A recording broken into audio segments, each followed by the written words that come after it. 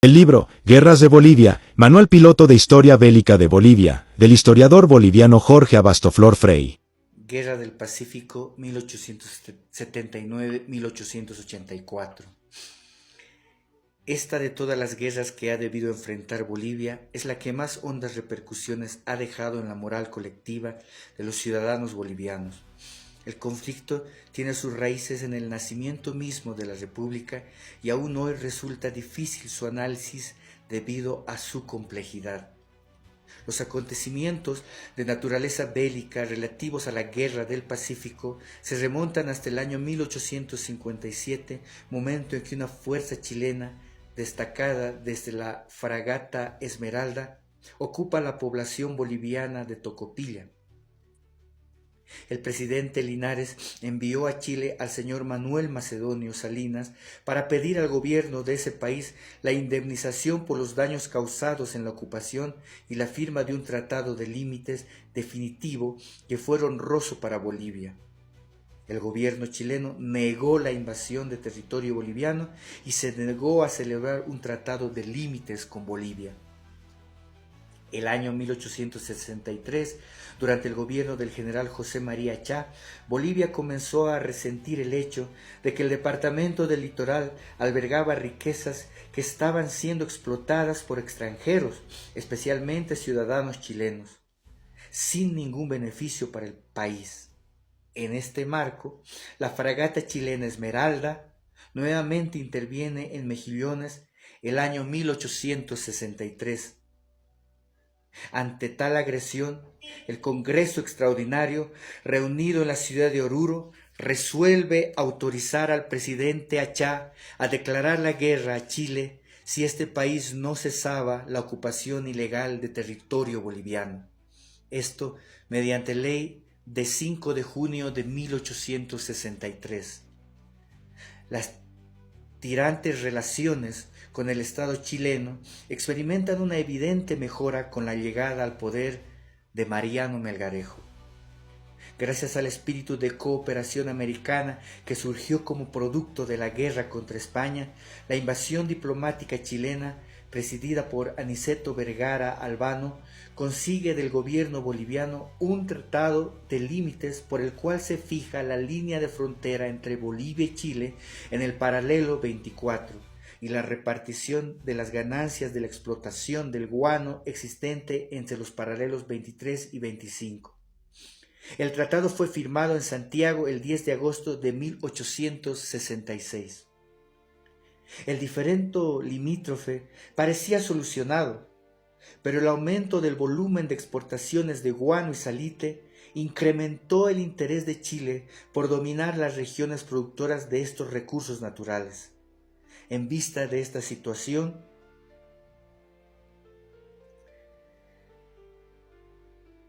el gobierno del presidente Agustín Morales de Bolivia promueve ante el Perú la firma de un tratado secreto por el cual se establecía la defensa mutua en caso de agresión por parte de una tercera potencia. Después de extendidas negociaciones, el tratado se firma el 6 de febrero de 1873. El 6 de agosto de 1874 se firma un nuevo tratado de límites, perfeccionado por un tratado complementario el 21 de julio de 1875. Hasta este punto de la historia, la línea de frontera entre Bolivia y Chile seguía siendo el paralelo 24. El 14 de febrero de 1878, el gobierno boliviano decreta un gravamen de 10 centavos por quintal de salitre explotado a la compañía Melbourne and Clark, compañía que mantenía el monopolio de la explotación de salitre en territorio boliviano. Esta es la causa que utiliza el gobierno de Chile para situar a su blindado Corcharn frente a las costas de Antofagasta en enero de 1879. Después de algunos procedimientos legales y diplomáticos infructuosos, el gobierno chileno concreta la ocupación del puerto boliviano de Antofagasta el 14 de febrero de 1879. Ocupación del puerto boliviano de Antofagasta. En esta ocupación el Cochrane fue reforzado por el blindado Blanco Escalada y la corbeta O'Higgins. Las fuerzas chilenas ya estaban en territorio boliviano y Bolivia no tenía un ejército para repeler la invasión. El ejército chileno, sin oposición alguna, ocupó las poblaciones de Mejillones, Cobija, Tocopilla hasta el 21 de marzo. Calama fue ocupada el 23 de marzo de 1879 después de un intenso combate en el que pereció valientemente Eduardo Avaroa. De esta forma, mediante un despliegue militar mínimo, se concretó la ocupación chilena sobre la costa marítima de Bolivia. El Perú, a instancias de Bolivia, que le demanda el cumplimiento del Tratado de Mutua Defensa de 1873, responde tibiamente, manifestando su intención de mediar en el conflicto. El gobierno chileno se adelanta a los acontecimientos y declara la guerra al Perú el 6 de abril de 1879, argumentando que había descubierto un tratado secreto de alianza entre Perú y Bolivia para atacar a Chile. El gobierno peruano ingresa de lleno en la guerra solamente cuando su territorio se ve en peligro. En esa situación reclama la presencia del ejército boliviano para llevar a cabo una oposición combinada a la fuerza invasora. El presidente de Bolivia, general Hilarión Daza, sale apresuradamente de La Paz con un ejército de cerca de 6.000 hombres, pobremente armados y carentes de instrucción militar básica. Daza arriba a la ciudad peruana de Tacna el 30 de abril, esperando embarcarse inmediatamente hacia el litoral boliviano ocupado. Sin embargo, el gobierno del Perú no tiene la intención de marchar a recuperar el litoral boliviano. La guerra, paralizada en tierra, continuó en el mar el 21 de mayo de 1789. La guerra se paró en tierra y continuó en el mar. Y el 21 de mayo de 1789 se produjo la batalla naval de Iquique.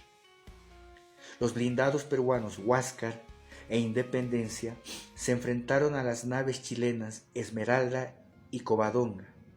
El Huáscar vence a la Esmeralda, acción en la que muere heroicamente su capitán Arturo Prat. Pero el blindado Independencia sufre el infortunio de chocar contra un arrecife al perseguir a la Covadonga y se pierde definitivamente. El Huáscar, con posterioridad, debió enfrentar la guerra marítima prácticamente en solitario. Finalmente, después de varias acciones favorables, el blindado peruano es emboscado en Punta de Angamos, península de Mejillones, y sucumbe ante el fuego de los navíos chilenos Blanco Escalada, Covadonga, Cochrane, O'Higgins y Loa. Esto sucede el 9 de octubre de 1879. Con la derrota del Huáscar, Chile se convierte en el dueño absoluto del mar y utiliza esta ventaja ampliamente. El 2 de noviembre de 1879, una fuerza expedicionaria chilena desembarcó en la población peruana de Pisagua y después de 7 horas de combate con tropas bolivianas y peruanas, se hicieron con el control de la localidad. El comando aliado diseñó un plan para recuperar Pisagua. 3 fuerzas realizarían una maniobra concéntrica sobre la población ocupada. Desde Tacna, en el norte, bajaría el general Daza con su ejército. Desde Iquique, en el sur, el general Buendía movilizaría sus tropas. Y desde Potosí, en el este, apoyaría este esfuerzo el general Narciso Campero. El plan no llegó a concretarse. Daza avanzó hasta la zona de Camarones, desde donde optó por retroceder debido a que las dificultades del terreno habían desalentado a sus tropas, según él mismo manifestó. Campero, que debía avanzar desde Potosí, hizo marchar a su ejército sin rumbo fijo y no completó la misión que se le había encomendado. Solamente Buendía arribó al punto de encuentro, pero su ejército de cerca de 9.000 hombres, compuesto por bolivianos y peruanos, era inferior en número al chileno, que superaba los 10.800. El 19 de noviembre tuvo lugar la batalla de San Francisco, que terminó en dura derrota para los aliados peruanos y bolivianos. Luego de la derrota, la fuerza peruana más el regimiento boliviano Loa se repliega al pueblo de Tarapacá. El ejército chileno persigue a estas tropas con la intención de consumar su victoria y la ocupación del departamento peruano, pero sufren una seria derrota el 27 de noviembre de 1879.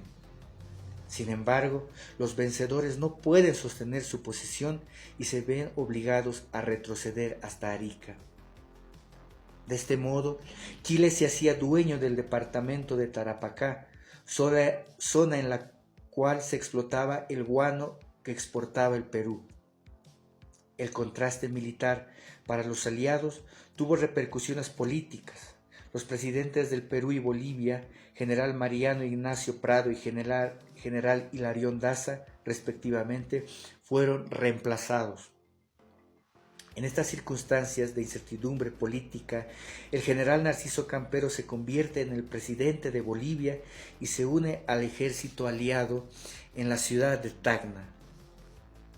En el teatro de operaciones, Campero es reconocido como supremo director de la guerra. En esta condición ordena al ejército aliado tomar posición en la meseta de Intiorco, que posteriormente sería conocida como Campo del Alto de la Alianza. El 26 de mayo de 1880 se produjo la batalla. El ejército aliado de 12.000 hombres enfrentó al ejército chileno compuesto por 19.000 hombres. La victoria al final de la jornada fue para los chilenos. Después de la derrota, el ejército boliviano retornó a su territorio para no intervenir más en la guerra. El Perú debió seguir combatiendo por su cuenta hasta su derrota definitiva en el año 1883. El año 1904, la presión chilena rinde sus frutos, obligando a Bolivia a firmar un tratado de paz, amistad y límites, por el cual el país renunciaba a perpetuidad a los territorios costeros que habían sido ocupados por las fuerzas chilenas en la guerra de 1879. La cesión se hacía a cambio de algunas compensaciones de dudoso valor para Bolivia. Con la firma del tratado, Bolivia pierde su cualidad marítima. Sin embargo, debido a su natural inclinación geográfica hacia el occidente del continente, el país gravita de forma permanente sobre el Océano Pacífico.